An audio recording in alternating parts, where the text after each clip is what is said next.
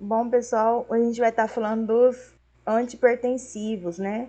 Onde a gente vai voltar um pouquinho lá na,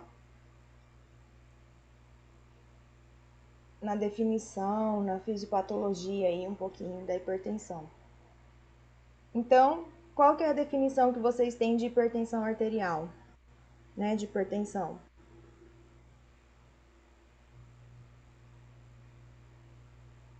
Luiz, Sérgio, Toledo, Eveline.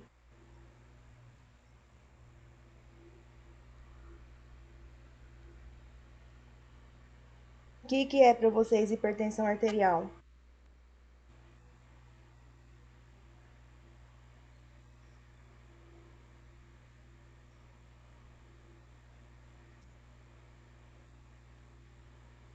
Uhum. Que mais? Toledo.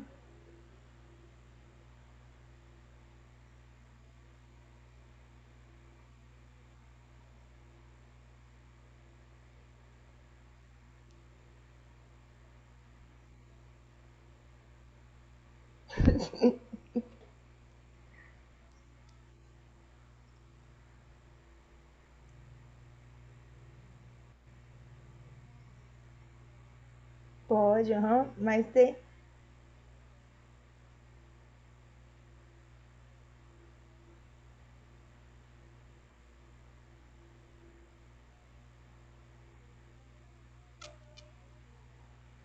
Aham. Então vamos lá. Então a definição de hipertensão é uma síndrome caracterizada por apresentar níveis tensoriais elevados, né? Que são tensoriais são os pressóricos elevados, associadas a alterações metabólicas, hormonais e o fenômeno trófico. Em outras palavras, é o que? É quando você tem uma elevação da pressão arterial acima dos valores que são considerados normais, né? Assim, uma forma mais dinâmica da gente resumir.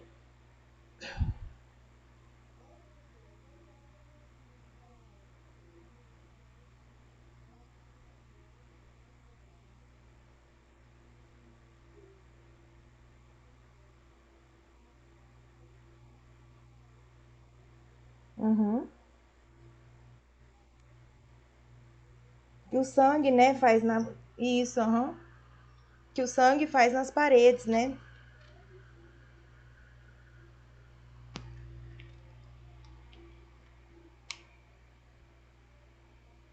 Uhum. Isso. Então, as causas específicas, né, que são passíveis no tratamento é o quê? A constrição da artéria renal. Por quê? Porque desenvolve um metabólico que ele retém sódio e água, né? A cortação da aorta, que faz uma constrição da aorta, diminui o vaso e aumenta a pressão nesse vaso. O feocromocitoma, que é um tumor da adrenal. O aldosteronismo primário, que é o que? É uma alteração da adrenal.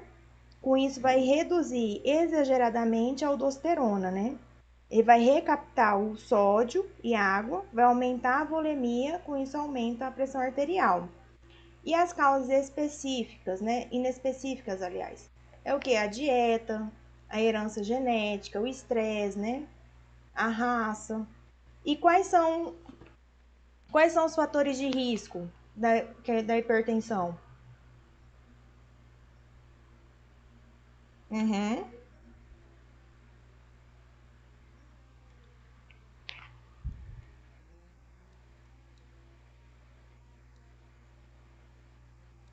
Isso.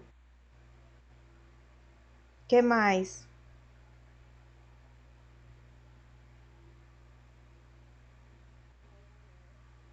Aham. Que mais? São múltiplos, né? Já, aham. Então, os fatores de risco é tudo isso que vocês falaram, mais o tabagismo, que não foi citado, a diabetes, né? O colesterol, né? Maior que 240.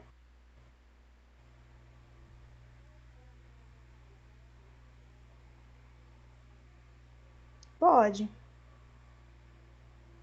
Mas o mais que a gente fala que é fator de risco é mais esse que a gente falou, né?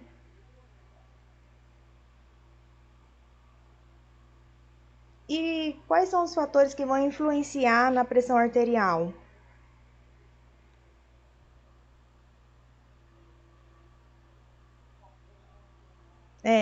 A gente tem dois fatores aí que vai influenciar na pressão arterial.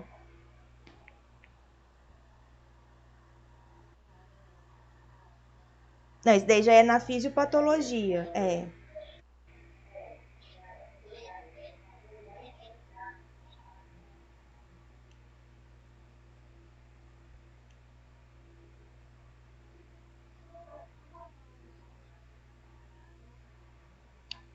A gente tem dois fatores que vão influenciar não, não é na fisiopatologia ainda, é um pouquinho antes, que é o débito, a relação do débito cardíaco com a resistência periférica, né? É. Então, as drogas antipertensivas, elas vão atuar onde? Vão diminuir a pressão arterial, né? Que elas vão atuar onde? No débito cardíaco e na resistência vascular periférica, né? Que diminuindo a pressão arterial vai diminuir o débito cardíaco e vai diminuir a resistência periférica, né? São proporções diretamente proporcional aí. Vamos ver agora, quem lembra da fisiopatologia aí? Como que você faz na fisiopatologia e na fisiologia? Como que você faz para o mecanismo de regulação da pressão arterial?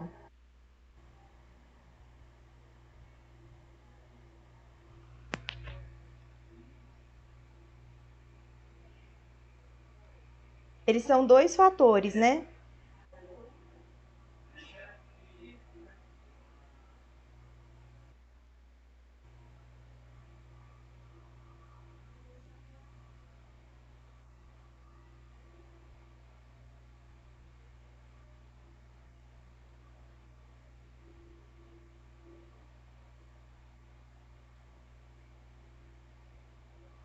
São dois sistemas que atuam, né? O sistema nervoso central, ou aliás, periférico, e o sistema renina-angiotensina-aldosterona. Como que atua o sistema nervoso periférico?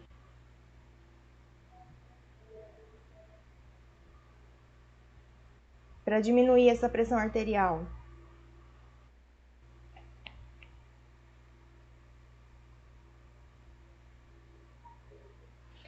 O, o sistema nervoso periférico, como que ele vai atuar para diminuir a pressão arterial?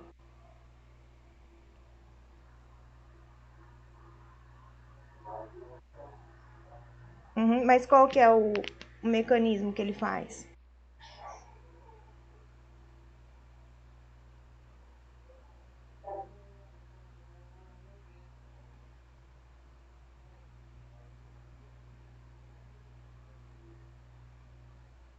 A gente tem um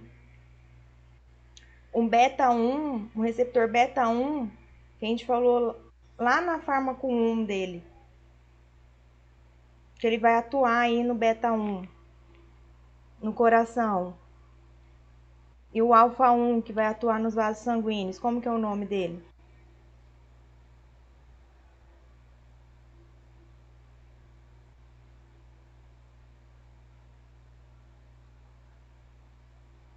É a noradrenalina, gente.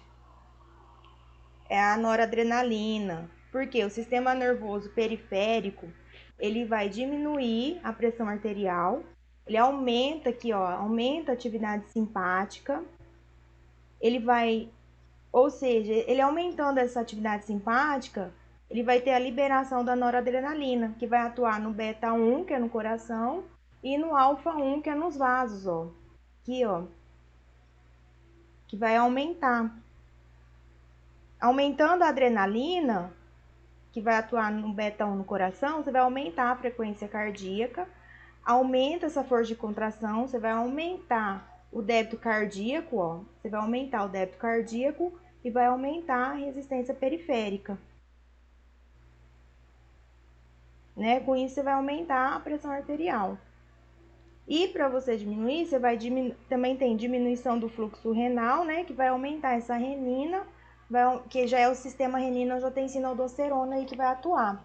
Vai aumentar a angiotensina 2, com isso vai aumentar essa resistência periférica, que pode aumentar essa pressão arterial.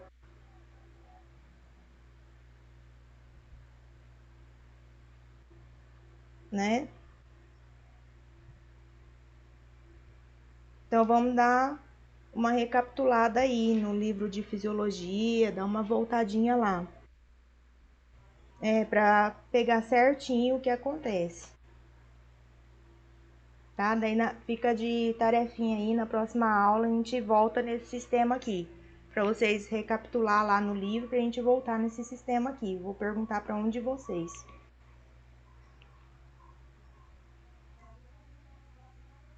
Isso, aham. Então, a pressão arterial é classificada, né, como normal, pré-hipertenso, hipertenso estágio 1, estágio 2 e estágio 3, tá? A pressão arterial sistólica, ela acontece depois da contração, né? A pressão arterial diastólica é quando o coração ele relaxa. Então, a normal é menor de 120 e 80. É considerado pré-hipertenso entre 121 e 139 e de 81 a 89.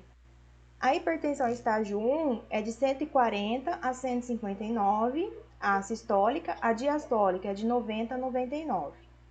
A hipertensão estágio 2 é de 160 a 179, a diastólica de 100 a 109.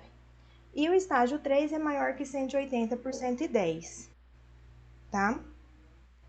Também tem a hipertensão primária, né, que a gente chama, que é 90% dos casos tem a pessoa tem essa hipertensão primária, né? É onde você não sabe a causa dela. Você tem uma vasoconstrição da musculatura lisa, das arteríolas, com isso você vai aumentar a resistência vascular periférica, né? Que vai aumentar a pressão arterial.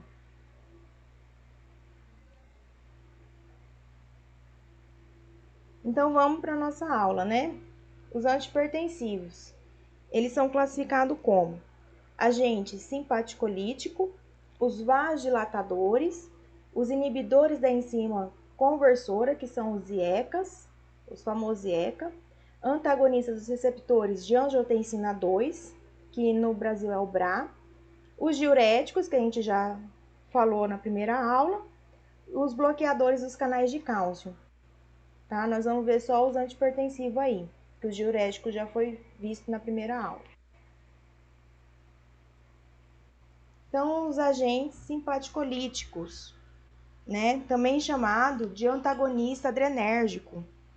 O que eles vão fazer? Eles vão diminuir o tônus vascular simpático, com isso vai ter uma diminuição do débito cardíaco, né? O sistema nervoso simpático, ele vai promover uma vasoconstrição, que vai aumentar a força de contração, aumenta a força cardíaca, consequentemente aumenta a pressão arterial e aumenta esse débito cardíaco, né?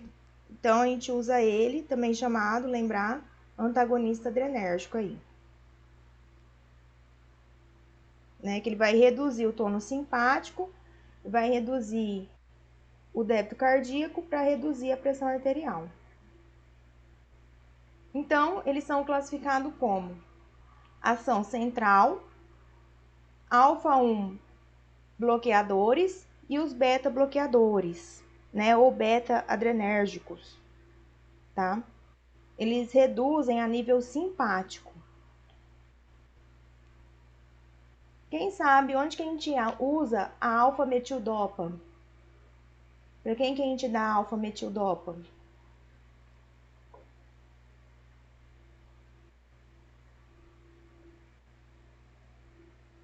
Toledo, Evelise, Sérgio, Luiz.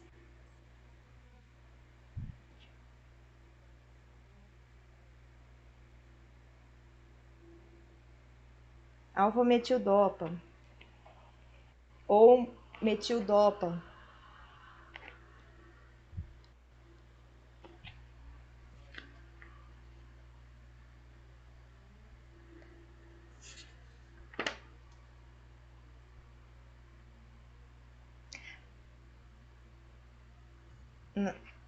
A alfa-metildopa é a primeira escolha na gestante, naquele paciente que tem insuficiência renal crônica.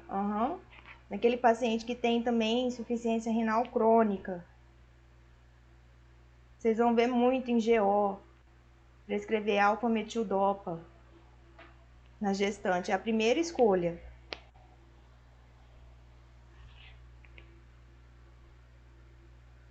Então, vamos prosseguir para os inibidores adrenérgicos de ação central, que são o quê? São os agonistas alfa-2, que eles estão lá na pré-sináptica, lá na fenda pré-sináptica.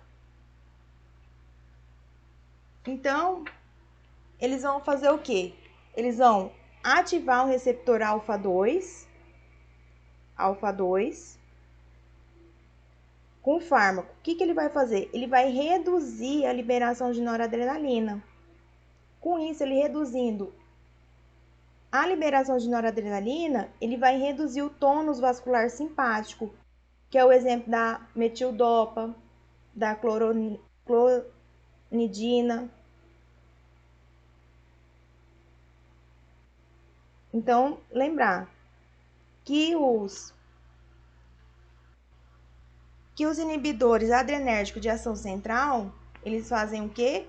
Eles reduzem a liberação de noradrenalina e eles reduzem o tônus vascular simpático. Tá? Lembrar disso daí, eles vão atuar onde? Nos receptores alfa-2.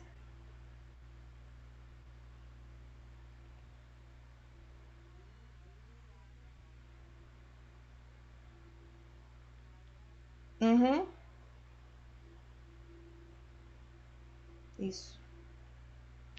Então, os efeitos adversos deles, né, desses antidepressivos é o quê? Sonolência, sedação, também causa boca seca, hipotensão postural, disfunção sexual, tá? Lembrar, pessoal, a alfa-metildopa é a primeira escolha na gestante, tá? É a primeira escolha, é a indicação. Então, a ação, ele diminui o estímulo adrenérgico central para reduzir a pressão arterial, que vai reduzir a frequência cardíaca, é tudo uma cascata, né? Vai relaxar o vaso de capacitância, vai diminuir a resistência vascular periférica. Vai produzir...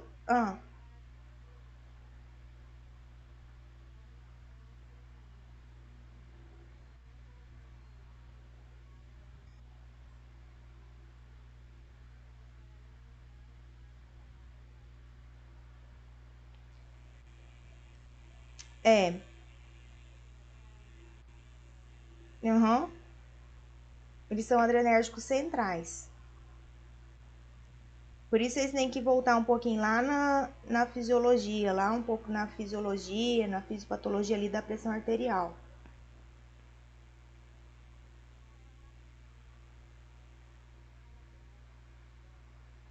Isso, Lá em fármaco 1 também. Isso. Que lá...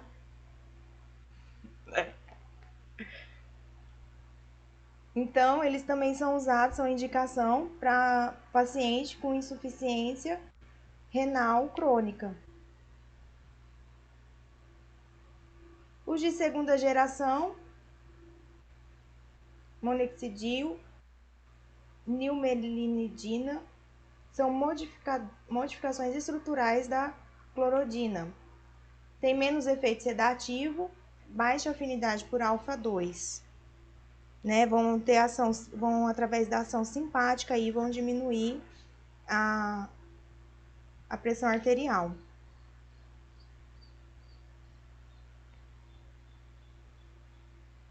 Igual eu falei para vocês,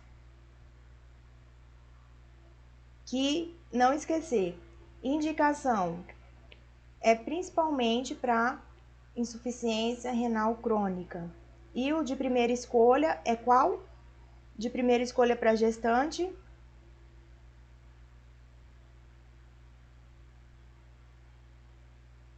Toledo, Sérgio, Luiz. Isso, aham. Lembrar, gente, lembrar dessas indicações aí para quem que a gente pode dar.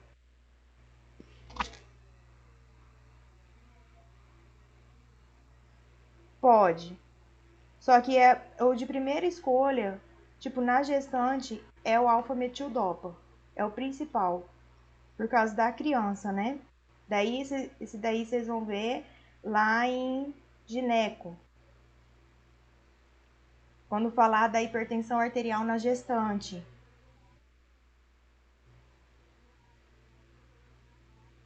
Isso, aham. Isso. Não, é mais principalmente porque ele não passa a barreira placentária, né? É. E também porque ele não dá má formação, né? Mas vocês vão ver específico dele lá na GO. Quando o professor falar da hipertensão arterial na gestante, voltado para a gestante.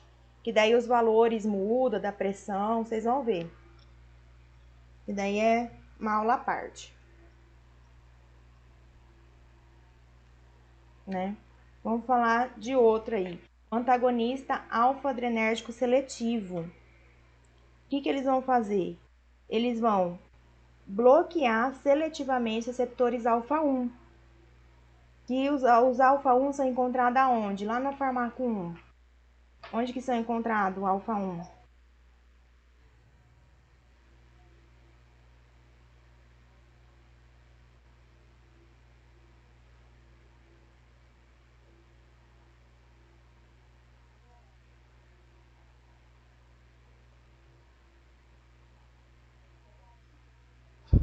Toledo, Luiz, Sérgio.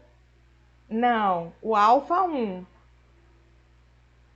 O beta-1 é no coração. Agora o alfa-1, onde que fica? Isso.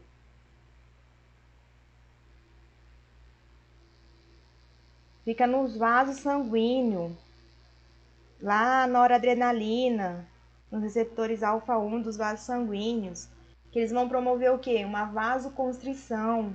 Eles promovendo uma vasoconstrição vai fazer o quê com a resistência vascular periférica? Vai aumentar. Uhum. E quando os antagonistas se ligam aos receptores alfa-1, eles vão impedir o quê? Que a noradrenalina se liga nesses receptores, né? Por isso que vai ter a vasoconstrição. Consequentemente, a gente não vai ter essa resistência vascular periférica aumentada. Por isso que vai diminuir a pressão arterial. Lembrar também que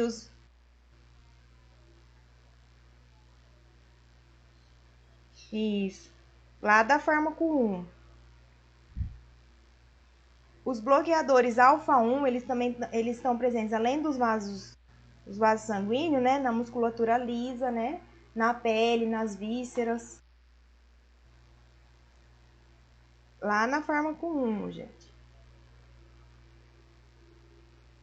Então, o que eles vão fazer? Eles vão se ligar aos receptores alfa-1, vão bloquear os receptores para não ter essa vasoconstrição. Com isso, vai diminuir a resistência vascular periférica e vai diminuir a pressão arterial, que é o caso da prazosina, teratosina.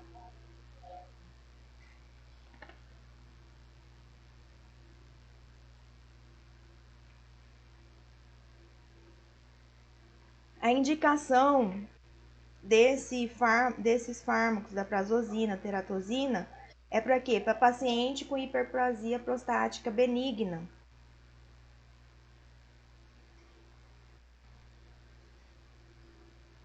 Então, a toxicidade, os efeitos colaterais é o quê? Uma hipotensão postural, um ataque cardíaco, reflexa, retenção de líquido, que vai aumentar essa volemia, vai ter uma hipotensão sexual, obstrução nasal, pode ter diarreia, certo? Lembra a indicação lá do do antagonista alfa-1 adrenérgico seletivo é o quê? A indicação dele.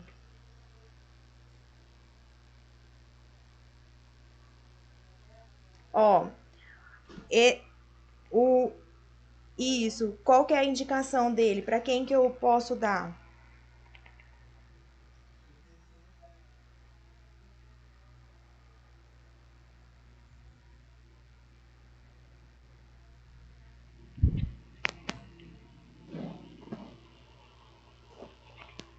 Não, vai diminuir a pressão.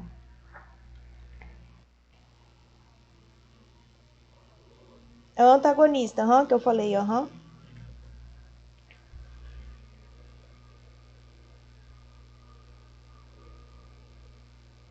É para Não, o que eu falei agora é indicação para paciente com hiperplasia prostática benigna, a indicação dele. Agora, os lá, a primeira classe que nós falamos, que é os inibidores adrenérgicos de ação central, que são os agonistas alfa 2. Eles são indicação para quem? O alfa 2 é indicação para quem?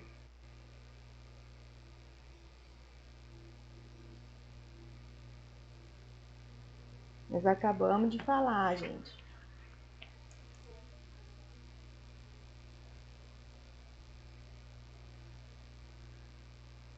É para Toledo, Sérgio.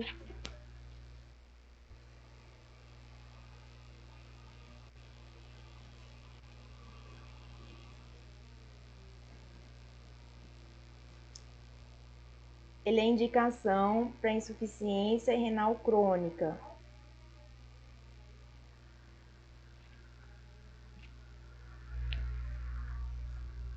Isso.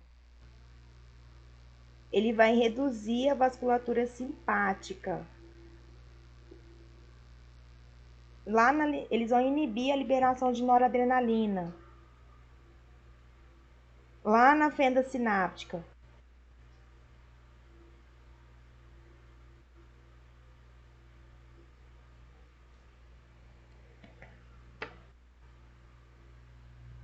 E na gestante, qual que eu posso usar? Uhum, isso. Então vamos agora para outro.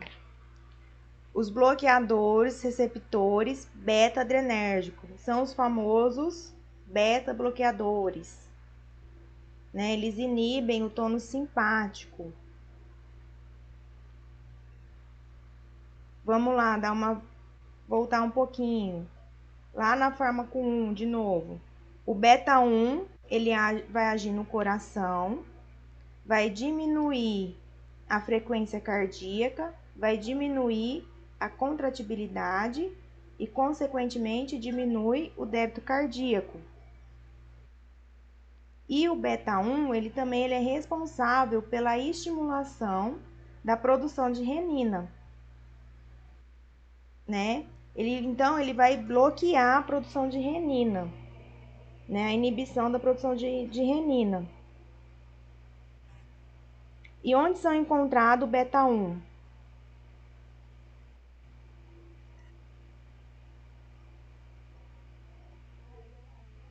Isso. E o beta 2?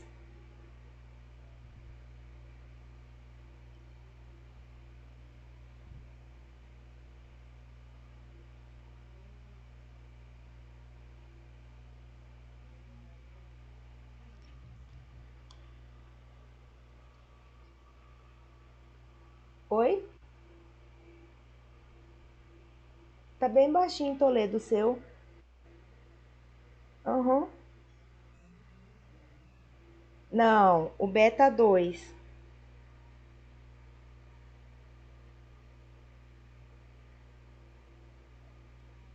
Alguém escutou? Alguém escutou o que o Toledo falou?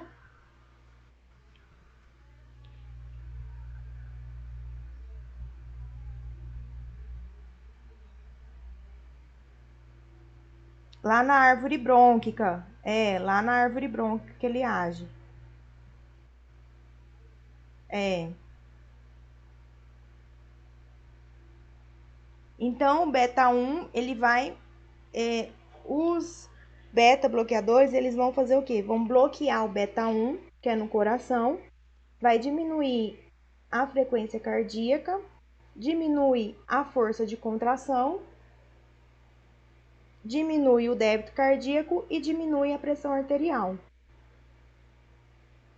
Na renina, aqui ó, ele vai diminuir a renina, vai diminuir a angiotensina 2 por dois mecanismos, né, nos vasos, que vai fazer o que nos vasos? Vai fazer uma constrição. Com isso você vai o que? Vai diminuir a resistência vascular periférica e diminui a pressão arterial.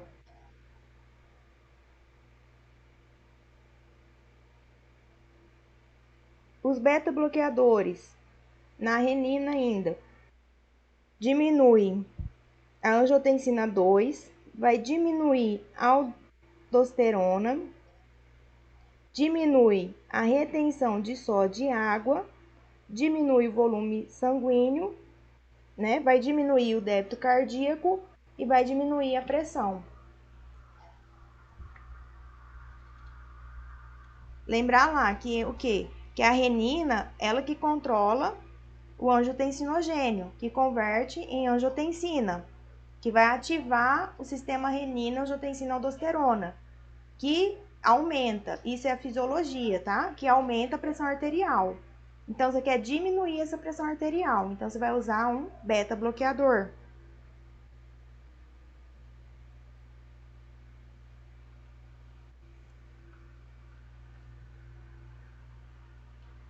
Certo?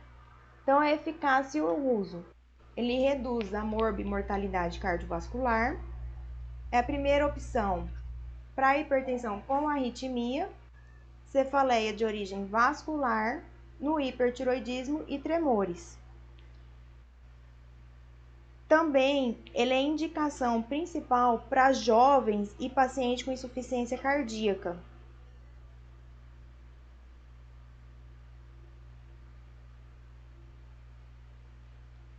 Então, os efeitos adversos é depressão, insônia, astenia, disfunção sexual, vai ter uma bradicardia, né, que vai levar ao bloqueio atrioventricular, uma vasoconstrição periférica, um broncoespasmo, se tiver intolerância à glicose, hiperglicemia, diminuição do HDL. Isso daí quem faz é o HDL, lembrar que é o colesterol bom, tá? O LDL é o colesterol ruim. A gente tem que lembrar de todos esses pequenos detalhes aí. Então, pessoal, o que eu quero que vocês lembrem é o quê? Indicação. Os beta-bloqueadores, para quem que está indicado? Principalmente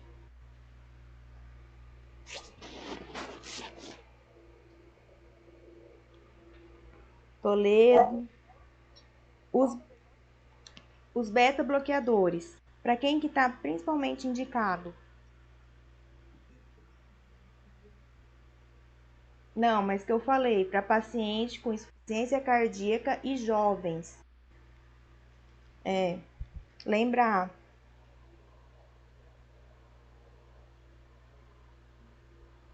Aham.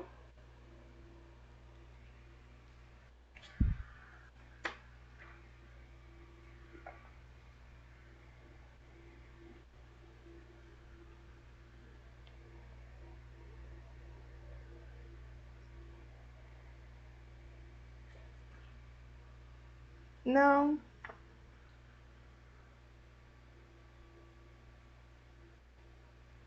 não. É o Zol da vida, né? Propanolol, atenolol, tudo Zol.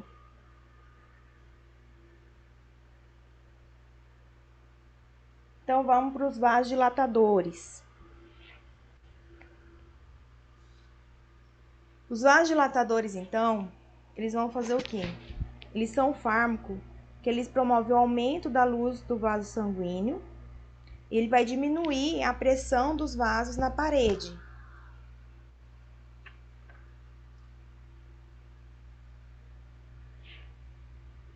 Tá? Eles também são classificados em vasodilatadores direto, em bloqueadores dos canais de cálcio. Também entra os bloqueadores dos canais de potássio.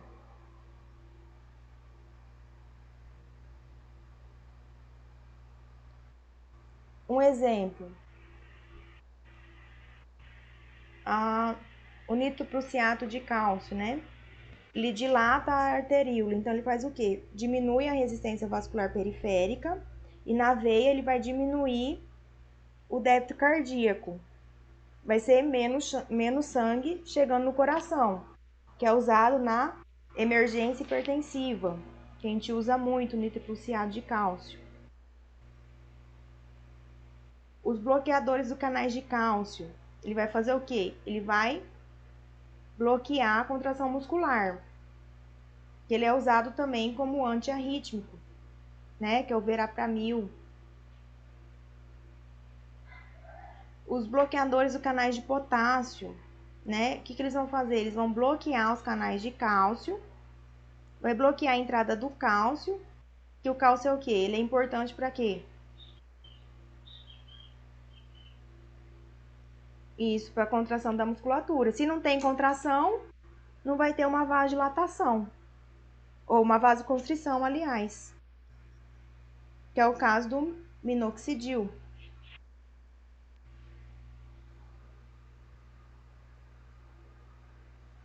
Então, mas ele tá com aí lembrar que a gente está usando o paciente está com a frequência com a pressão arterial elevada. A gente quer diminuir.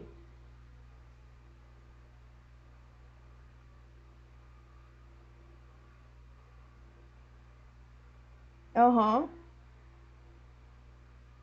Isso.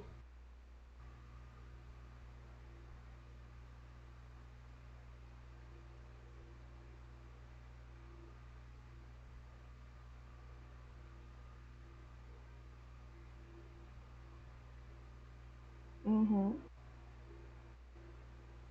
E lembrar que o minoxidil, gente, ele causa o hirsutismo, né? Que é o aumento de pelos, né?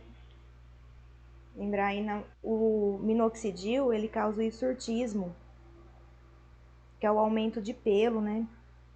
Lembrar disso.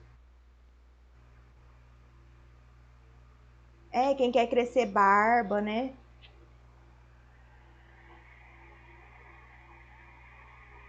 Então, os vasodilatadores diretos, eles vão fazer o quê? Vai aumentar a renina, né? Porque o vaso vai dilatar na justa glomerular. Aumentando essa renina, a gente vai ter retenção só de água. E o coração compensa para aumentar, ele aumenta a frequência cardíaca, né? E daí pode causar uma taquicardia reflexa, né? Essa retenção hídrica.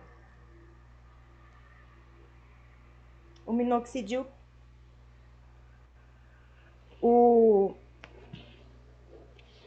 os vasodilatadores direto, a gente tem que tomar cuidado, porque na taquicardia reflexa, o que vai acontecer? Vai aumentar a renina, né? Porque o vaso vai dilatar lá na justa glomerular. Aumentando essa renina, a gente tem uma retenção só de água. E para o coração compensar isso, ele vai aumentar a frequência cardíaca. Entendeu? Daí você tem que associar um diurético aí, né? Igual a Eveline falou, ó. Sempre associar com diurético ou um beta-bloqueador. Lembrar que no minoxidil, a hipertricose ou hirsutismo, né, que é o aumento de pelo que a gente falou, é uma reação adversa dele. Então, ele não é muito bom. Então, vamos lá no mecanismo de ação do vasodilatador direto. Ele vai fazer o quê? Ele vai promover um relaxamento da musculatura vascular, né, como ocorre no caso do minoxidil, né, que ele vai promover a abertura e a manutenção dos canais de potássio. Ele abre o canal de potássio quando o canal de potássio ele está aberto, ele sai de dentro da célula para fora da célula, fazendo com que a célula muscular vascular ela fica hiperpolarizada, fica mais resistente a uma despolarização. Mesmo que a noradrenalina, a gente viu lá na fármaco 1, ela age nos receptores alfa-1 dos vasos sanguíneos, que ela promove uma despolarização, uma vasoconstrição, com o uso dos vasodilatadores direto, ela se torna mais resistente a essa despolarização, porque a célula ela fica hiperpolarizada.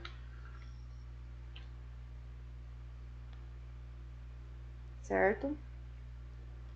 Vamos falar um pouquinho da indicação, que não está aí, dos vasodilatadores direto. A indicação é em hipertensão arterial sistólica, de difícil controle, em paciente com insuficiência cardíaca e contraindicação aos IECAS.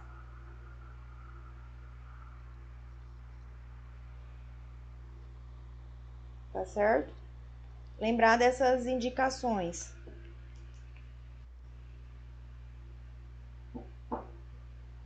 Agora nós vamos falar dos bloqueadores dos canais de cálcio, né? O mecanismo de ação deles. O que eles vão fazer? Eles vão bloquear o canal de cálcio. Como que ele faz isso? Ele impede a entrada do cálcio na fibra muscular. Então, ele vai impedir o quê? A contração muscular. E onde que é encontrado os canais de cálcio?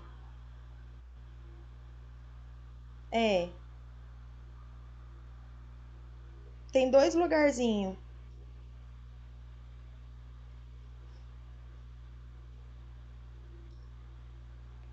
para ação dele.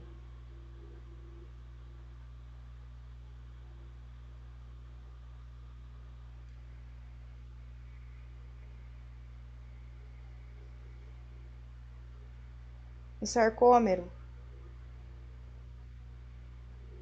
Então, ele é na fibra cardíaca, né? Na fibra cardíaca e nos vasos sanguíneos. Então, o que vai acontecer na fibra cardíaca se a gente impedir a entrada desse cálcio?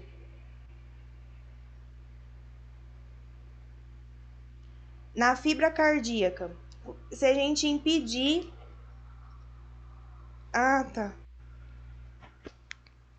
Na fibra cardíaca, se impedir a entrada do cálcio, o que vai acontecer? Não.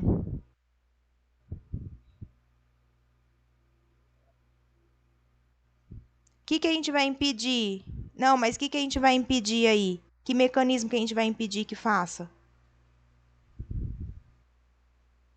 Uhum. E a contração vai diminuir o quê?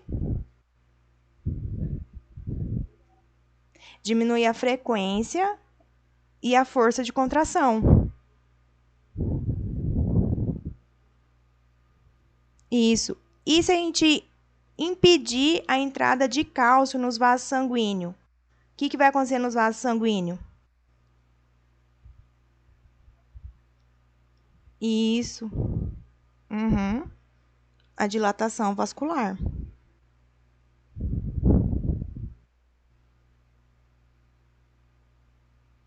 Uhum. Isso mesmo. Isso. Então, aqui pode. Dependente da dosagem, tudo depende.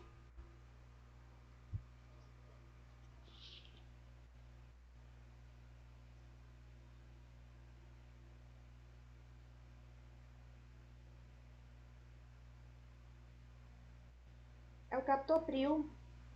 Ele é um IECA. É uma enzima conversora de angiotensina. Mas nós vamos falar dele mais para frente um pouquinho.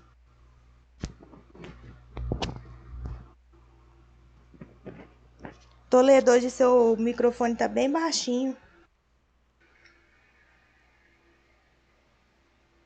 Ah, tá. Tá bem baixinho hoje, quase não tô te escutando.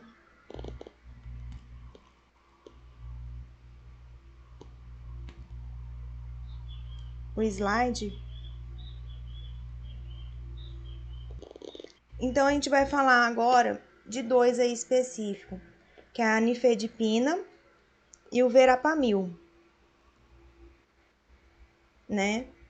Então esses dois fármacos, eles vão bloquear os canais de cálcio de forma seletiva, só que forma diferente. O verapamil, ele bloqueia os canais de cálcio, principalmente o vascular. Então, se ele bloqueia lá os canais de cálcio vascular, o que vai acontecer? O que vai promover com esse vaso? Dilata. E vai fazer o quê?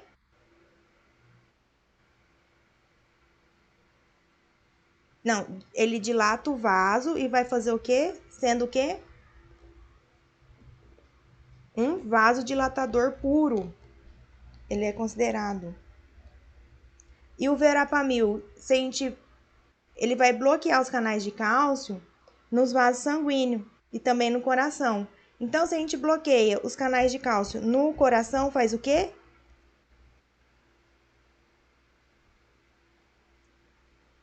Isso, na contração vascular cardíaca. Diminuindo essa contração, a gente vai diminuir o quê? Diminui a frequência cardíaca, diminui a contração, né, do coração. E se a gente usa ele no vaso? Bloqueia os canais de cálcio lá no vaso. O que vai fazer?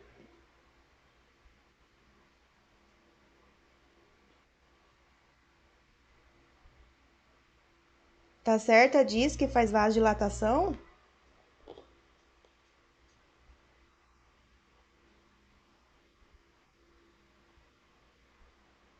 É, mas se você bloqueia os canais de cálcio dos vasos sanguíneos, o verapamil, o que vai fazer?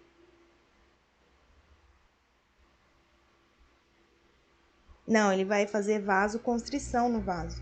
Por isso que a gente fala que esses são. Então, se bloquear o cálcio no vaso sanguíneo, ele vai o verapamil, ele vai fazer uma vasoconstrição, vai constrigir esse vaso. É, por isso que a gente fala, por isso que a gente fala que o ver,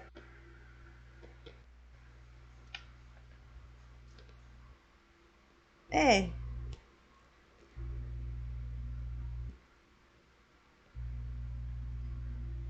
ele vai, uhum, por isso que a gente, uhum, é isso, uhum, isso mesmo.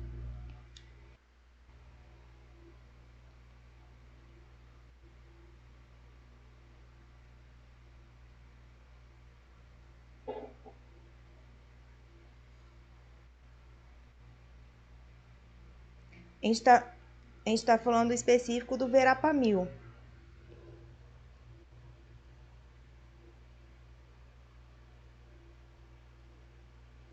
Desculpa, Toledo, mas eu não escutei.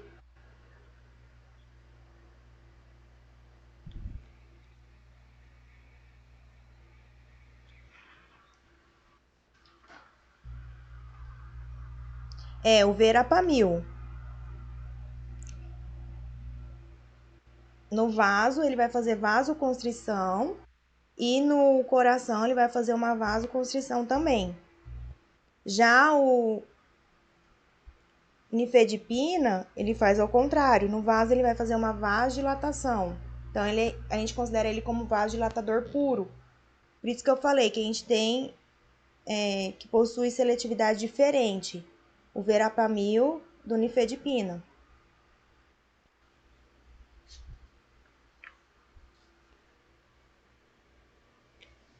Ah, ficou ruim essa imagem, hein? Mas aqui é só para mostrar né, os bloqueadores do canais de cálcio, que o quê? Que o verapamil e o tiazem,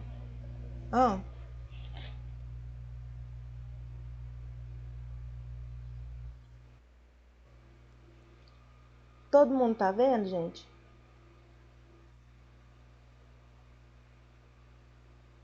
Que estranho.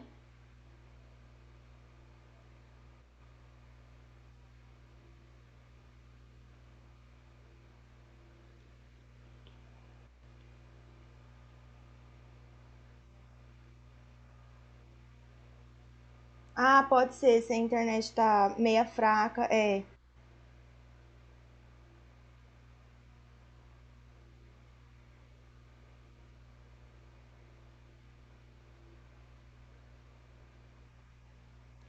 Peraí, deixa eu ver. Espera só um pouquinho, então.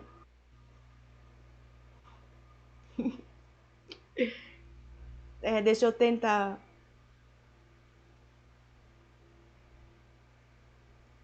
E agora?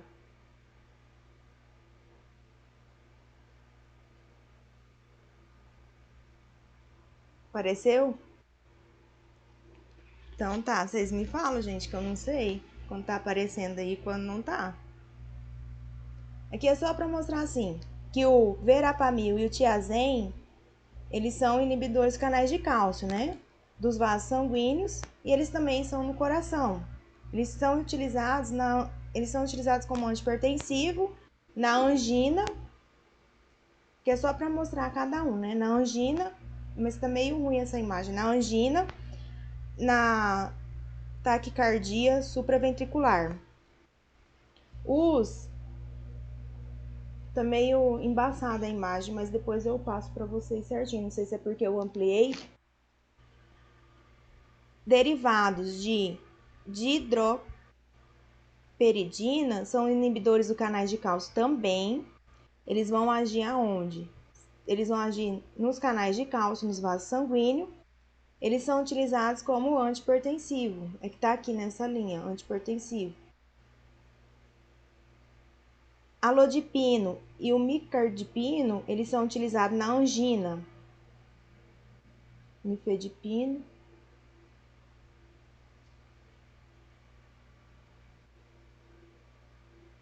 É só para mostrar onde que age cada um aqui. Depois eu vou ver essa imagem para ficar melhor para vocês enxergarem. Só para mostrar onde que age cada um.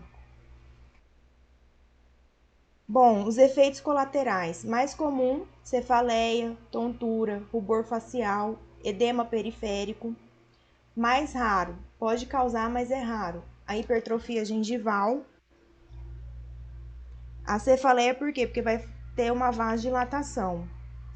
O rubor facial, porque vai aumentar o fluxo sanguíneo, tá?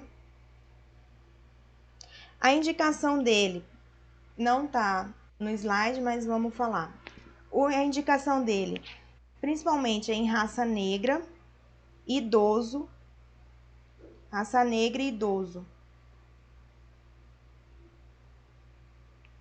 tá? Então, saber os bloqueadores dos canais de cálcio. Qualquer um. Uhum. Na raça negra e idoso. Tá lá na... Eu esqueci o nome agora da Associação Americana da Hipertensão, mas eu vou achar aqui o artigo e ele tá lá.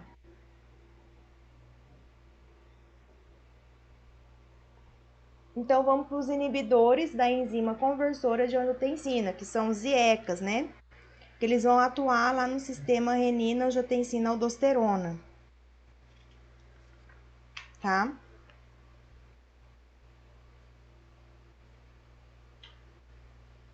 Então os IECAs é tudo os PRIO, né? O captopril, enalapril, todos os PRIO. Né? Os mais usados na clínica é o captopril e enalapril, né? Que eles foram os primeiros fármacos descobertos dessa classe. E a gente tem os mais modernos, que é o ramipril e o tantolapril. né? Que eles também apresentam menos reações adversas.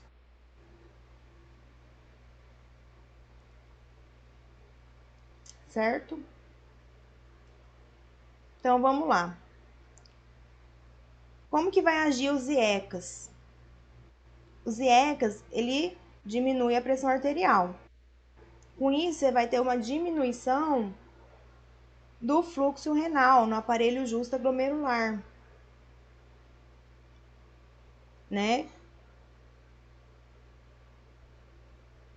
No justo-glomerular, eles possuem células que conseguem ser sensível a essa diminuição da pressão. As células elas vão liberar o quê? Renina, como substrato do angiotensinogênio, né? Do angiotensina. Que o angiotensinogênio ele vai converter em quê? Em angiotensina. É. Inicialmente, ele promove o quê? Um aumento da liberação de aldosterona. Tá vendo aqui? Angiotensina 1 transforma em angiotensina 2, que promove o aumento da liberação da aldosterona pela glândula adrenal. Que vai ter o quê? Vai ter uma retenção de sódio, né? Retenção de sódio, uma vasoconstrição e um aumento da pressão sanguínea. Também vai ter um aumento do débito cardíaco. Só que a angiotensina 2 também, nos receptores dos vasos, ela promove o quê? Uma vasoconstrição. Dessa forma, esses fármacos, né, os IECAs, eles vão fazer o quê? Vão diminuir a angiotensina 2. Consequentemente, vai diminuir o efeito de liberação da aldosterona, melhorando assim a ativação direta dos receptores de angiotensina nos vasos. Só que não para por aí. Por quê? Porque a enzima conversora de angiotensina, aqui, a ECA, ela também converge a bradquinina e a substância P em peptídeos inativos. Tá vendo aqui? Peptídeos não nativos, só que também transforma em inativos. A bradquinina e a substância P, ela promove o quê? Uma vasodilatação. Dessa forma, se a gente inibe esse ECA aqui, essa enzima conversora de angiotensina, a gente vai fazer o quê? Se a gente bloqueia aqui, o que a gente vai fazer?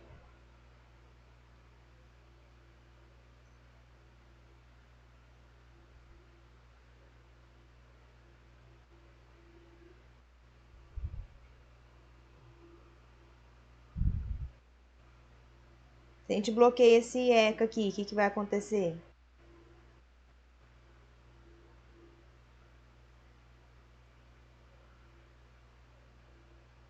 Eveline.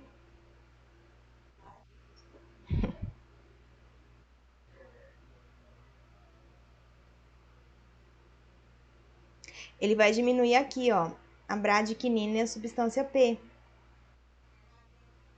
Então, vai fazer uma vasodilatação, se você bloquear aqui.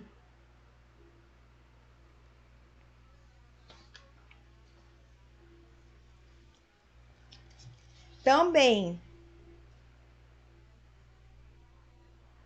igual o Toledo falou também.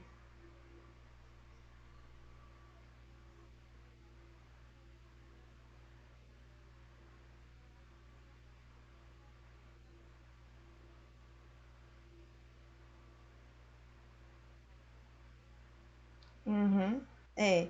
O Toledo também falou. Isso.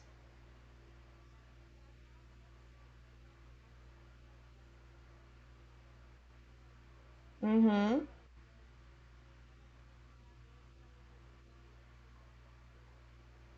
isso mesmo. A gente não vai ter retenção de água e sódio, a gente vai diminuir essa volemia, né? Vai diminuir a pressão arterial. Em vez de aumentar, vai diminuir. Vai acontecer ao contrário. Uhum. Ao contrário vai acontecer. Certo? Então, os inibidores lá na justa glomerular, nos rins. Uhum. Uhum. Tudo lá. Isso. Não, tudo lá nos túbulos.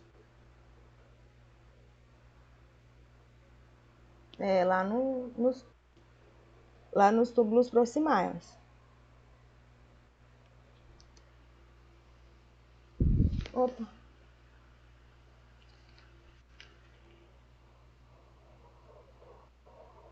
pode.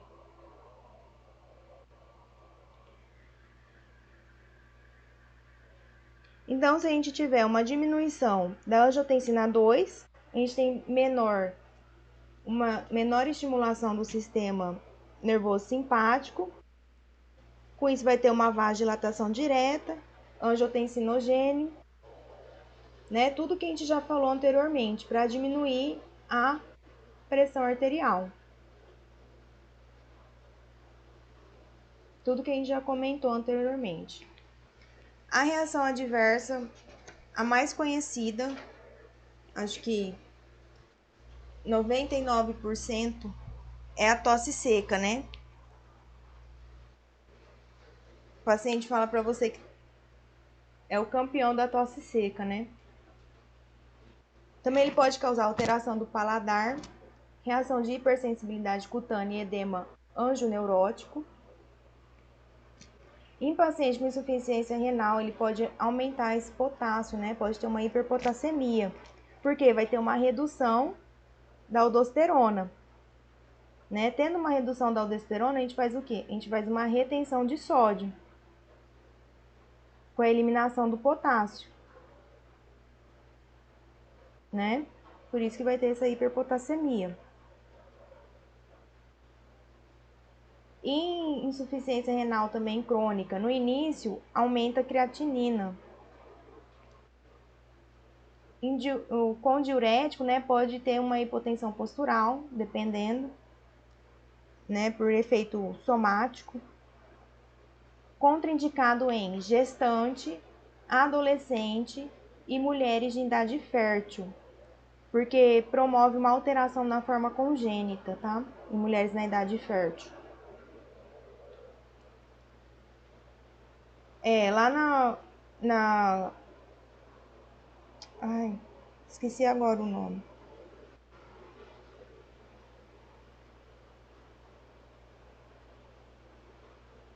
Não. Isso, aham. Isso, isso, aham. A indicação, a indi... é por isso também, na, lá na forma congênita, lá no começo da embriogênese, lá. Esqueci agora o nome, gente. A indicação,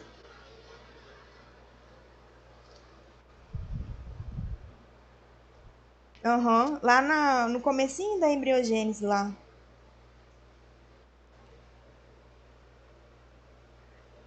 A indicação,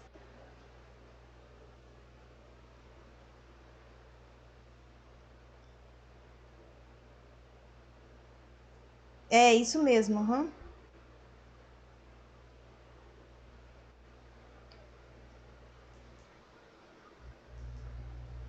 Isso mesmo. A, uhum. A indicação, antes de falar das vantagens, a indicação em paciente jovem, raça branca, paciente com insuficiência cardíaca e pacientes com diabetes mellitus, tá? As vantagens dele é que não interfere na atividade sexual, não interfere né, no metabolismo metabólico. Ele reduz a nefropatia diabética hipertensiva, né, insuficiência cardíaca e fácil associação, né. O IECA, a gente fala que é o... Não é melhor a qualidade de vida. Tem um nome que a gente usa, eu esqueci agora. Daqui a pouco eu lembro, daí eu falo. Eu esqueci agora. Ele melhora a qualidade, não é a sobrevida. Ele melhora a sobrevida. Isso, ele melhora a sobrevida. Então, lembrar que a indicação do IECA é o quê? Em jovens, eu vou achar o artigo, vou publicar lá no Classroom. Em jovens, raça branca, paciente com insuficiência cardíaca e paciente com diabetes mellitus.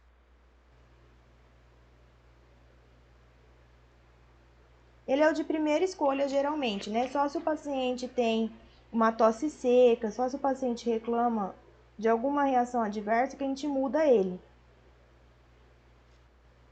Daí a gente muda para o antagonista, os receptores AT1, da angiotensina 2, que são os BRA. Não sei se vocês já escutaram falar nos BRA.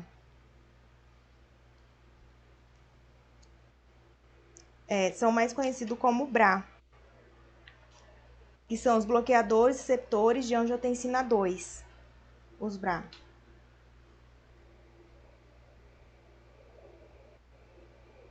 Oi? Isso mesmo. Entra o valsartan, losartan, todos os TAN. Todos os TAN entra aqui. Aí, ó, que a gente tava falando, né? Que é o losartan, valsartan. Acho que o mais conhecido é o losartan e o valsartan, né? Os mais conhecidos, assim. E os de mais uso também, né?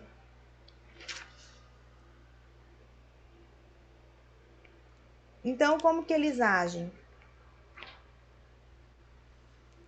Eles vão converter angiotensina 1 e angiotensina 2. Quando o fármaco ele bloqueia o receptor de AT1, ele vai bloquear a ação lá da angiotensina 2. Ele bloqueando essa ação da angiotensina 2, ele faz o quê? Que a gente viu lá atrás.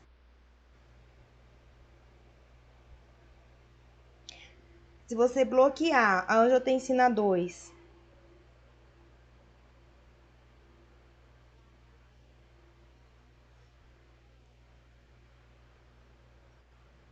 isso. Uhum. Isso. Se você bloquear. Uhum. Isso. Isso, aham.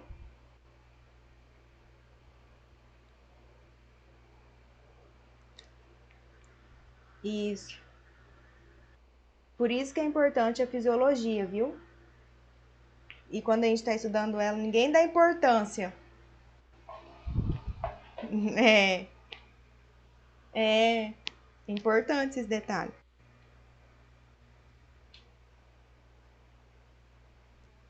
Pois é, né?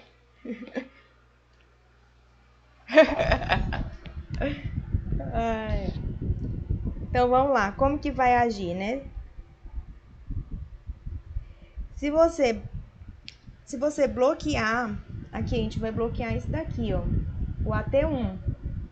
Você bloqueando aqui, você vai ter ação trófica, vai ter uma vasoconstrição da angiotensina 2. Os níveis de angiotensina 2 são normais, né? Que não é proporcionado pelo IECA, na qual a gente vai diminuir a concentração da angiotensina 2, que não são modificados apenas pelos receptores AT1.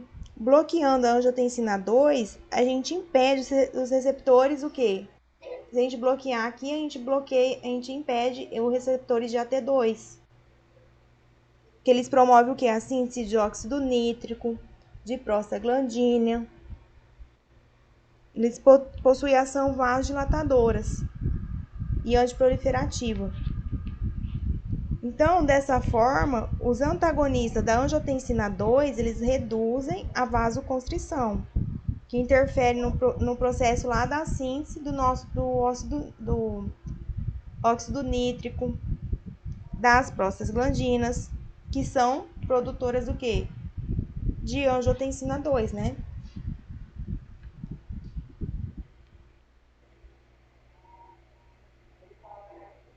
Isso, aham.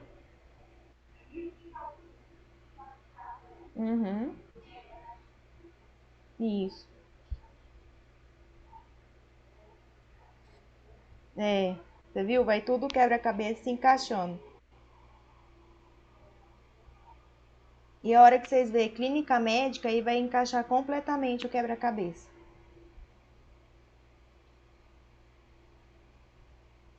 Então, indicação clínica é nefropatia diabética tipo 2, insuficiência cardíaca, tosse purieca, né? Se a gente tem um paciente que tem a tosse purieca, a gente substitui o ARA2.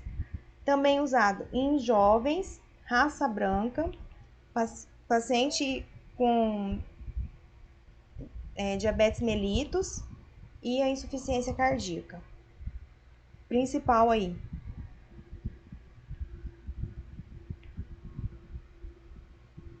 Contraindicado em gravidez, estenose bilateral da artéria renal, hiperpotassemia. Se a gente toma uma única dose, o tempo de meia-vida ele é maior, tá? As vantagens, né, dele. Que ele não tem a tosse, não tem broncoespasmo, né? Às vezes ele é tomado numa única dose diária, às vezes a gente pode receitar 2 vezes no dia, dependendo de cada caso, tá? Bom, pessoal, antes da gente acabar, tem algumas indicações assim que eu acho bem importante da gente ressaltar. Umas indicações e contraindicações também, tá? Que não tá no slide, mas eu vou falar para vocês. A angina, né? Indicações primeiro. Na angina, a gente usa um beta bloqueador ou a gente pode usar os bloqueadores dos canais de cálcio. Na aterosclerose, né, aquele paciente tem aterosclerose, a gente pode usar um IECA ou um BRA. O BRA é essa classe que a gente viu por último, né? Na aterosclerose, a gente pode receitar um IECA ou um BRA. O BRA é o bloqueador dos receptores de angiotensina 2. Em arritmia, a gente pode... Isso. Que no... Vocês vão escutar muito falar BRA.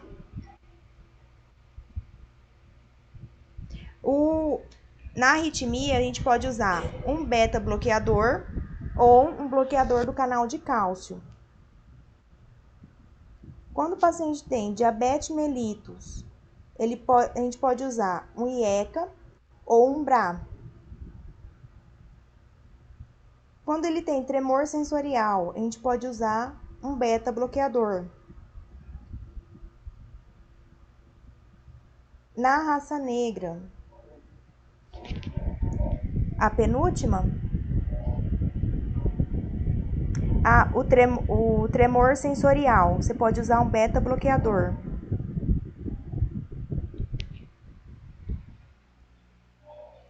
Na raça negra, você pode usar um diurético, né? Que a gente vai usar, um bloqueador do canal de cálcio. No prostatismo, um alfa bloqueador. Isso são indicações formais, que a gente chama.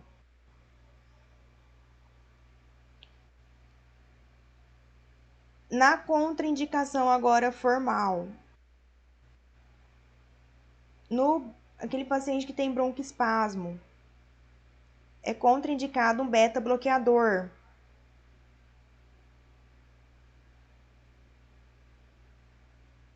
Na depressão, é contraindicado beta-bloqueador e agente de ação central.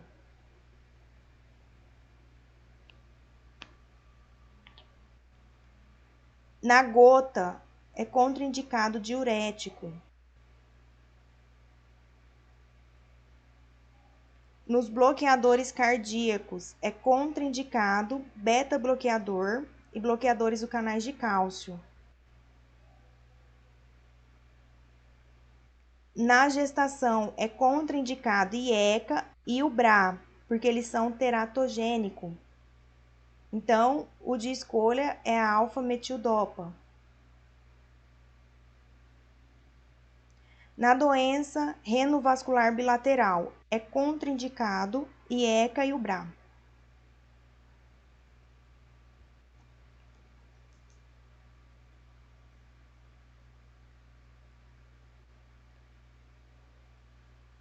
Tá?